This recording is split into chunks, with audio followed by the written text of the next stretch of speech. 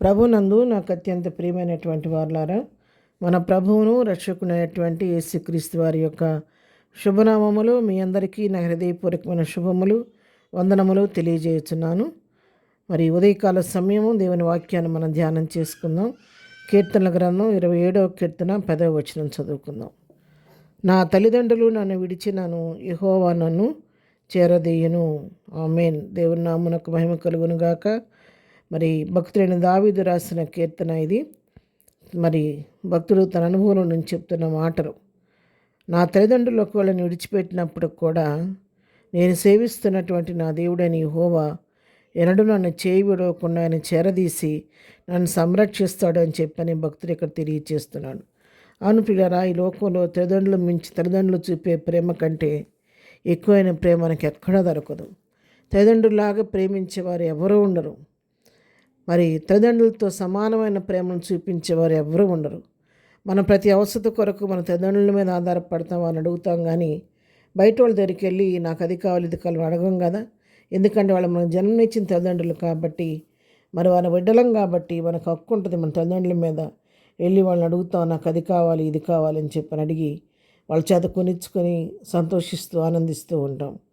ఒకవేళ అలాంటి తల్లిదండ్రులు మనల్ని విడిచిపెట్టినప్పటికీ వారైనా విడవచ్చు, కానీ యెహోవా మాత్రం మనం విడవకుండా చేరతీస్తాడని దేవుని వాక్యం సెలవిస్తుంది. అంటే తల్లిదండ్రుల కంటే కూడా మించిన ప్రేమను చూపించే దేవుడు మన దేవుడైనటువంటి యెహోవా. ఆయన తన యొద్దకు వచ్చి వారిని ఎంత మాత్రం కూడా త్రోసివేసే దేవుడు కాదు. మరి తల్లిని గురించి ఉదాహరణ చెప్పేటప్పుడు ఇక్కడ యెషయా గ్రంథం 66వ అధ్యాయం 13వ వచనం మనం చూసినట్లయితే, ఒకరి తల్లి వారిని ఆదరించినట్లు నేను మిమ్మును ఆదరించేదను, యెరూషలేములోనే మీరు ఆదరింపబడదురును. మరియు దేవుని వాక్యం సెలవిస్తూ ఉంది ఇక్కడ, ఒక తల్లి తన బిడ్డను ఎలాగ ఆదరిస్తుందో అలాగ నేను మిమ్మల్ని ఆదరిస్తాను, తల్లిలాగా మిమ్మల్ని లాలిస్తాను, పాలిస్తానని చెప్పని దేవుడు ఇక్కడ సెలవిస్తున్నాడు.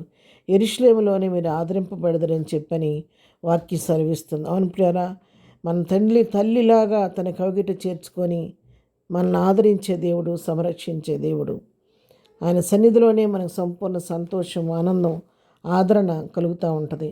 అయితే అక్కడ తల్లిలాగా ప్రేమిస్తారని చెప్పిన దేవుడు మరి యెషయా గ్రంథంలోకి వచ్చేసరికి 49వ అధ్యాయం 15వ వచనం మనం చదువుకున్నట్లయితే, స్త్రీ తన గర్భమున పుట్టిన బిడ్డను కరుణింపకుండా తన చంటి పిల్లను మరచున, వారైనా మరచుదురు కానీ నేను నిన్ను మరువను అంటున్నాడు.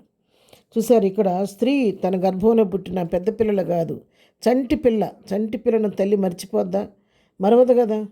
ఒకవేళ తల్లి అయినా తన ప్రేమ కఠినం చేసి తన హృదయాన్ని కఠినం చేసుకొని ఆ ప్రేమ చూపించకుండా తన హృదయాన్ని కఠినపరుచుకొని బిడ్డను కరుణించకుండా వదిలేస్తేమో, కానీ వారైనా మరుస్తారేమో, కానీ నేను మాత్రం నిన్ను మరువను అని చెప్పని ఇక్కడ దేవుడు అభయం ఇస్తున్నాడు. పైగా ఏం చెప్తున్నాడంటే, చూడుము నా అరచేతుల మీద నేను చెక్కి ఉన్నాను, నీ ప్రాకారమును నిత్యము నా ఎదుట ఉండమని చెప్పని ప్రభు మనతో మాట్లాడుతున్నాడు. అవును పిల్లరా, తల్లి ప్రేమ కూడా కఠినమైపోవచ్చు, కానీ మారని ప్రేమ, మార్పు లేని ప్రేమ మన ప్రభు అయినటువంటి దేవుని ప్రేమ. ఇప్పుడు ప్రస్తుతం మనం ఎన్నో చదువుతున్నాం, పేపర్లో వార్తలు చదువుతున్నాం, టీవీల్లో చూస్తున్నాం, మరి వాట్సాప్ మెసేజ్ చూస్తున్నాం కదా. ఇటీవల కాలంలో ఒక తల్లి సొంత తల్లి తన 2 బిడ్డలకి విషం పెట్టి చంపేసింది. కేవలం తన లోక కోరికల్లోకి బానిసైపోయి క్షణికావేశంతో ప్రియుడు కోసమని తన 2 బిడ్డలకి నిర్దాక్షిణ్యంగా విషం పెట్టి వాళ్ళిద్దరినీ చంపేసింది. ఎంత కఠినపరుచుకుని తన హృదయాన్ని. వాక్యం ఊరికే వ్యర్థంగా రాయబడదండి ఏ మాట కూడా. నిజంగా మన తల్లి అయినా తన కరుణించుకుని ఉంటుందా? వారైనా మరుస్తారేమో, కానీ నేను మరువనని చెప్తున్నాడు. అవును, ఈ రోజుల్లో బట్టి చూస్తుంటే తండ్రి ప్రేమ మారిపోవచ్చు, కఠినమైపోవచ్చు, తల్లి ప్రేమ కఠినమైపోవచ్చు, కానీ నీకు నాకు ఎన్నడూ మారని ప్రేమ మన ప్రభు దగ్గర దొరుకుద్ది. కాబట్టి ఏదైనా వాక్యం వింటున్నట్టు నీతో నాతో ప్రభు మాట్లాడుతున్నాడు.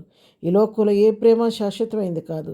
తల్లి ప్రేమ కూడా మారిపోవచ్చు, తండ్రి ప్రేమ కూడా మారిపోవచ్చు, కానీ ఎన్నడూ మారని ప్రేమ నీ పట్ల నేను చూపిస్తానని ఈ పునరుద్ధాన దినాన ప్రభు నీకు నాకు అభయం ఇస్తుండగా, అటు దేవాదేవుని సన్నిధిలో ఆయన కౌగిట్లో చేరి ఆదరణ పొందుదాము. అటు కృప ప్రభు మనకందరికీ దయచేయను గాక. ఆమేన్. ప్రార్థన. ప్రేమగలిగిన తండ్రి, ఉదయకాల సమయంలో వాక్యం అందరిని దీవించి ఆస్వాదించండి.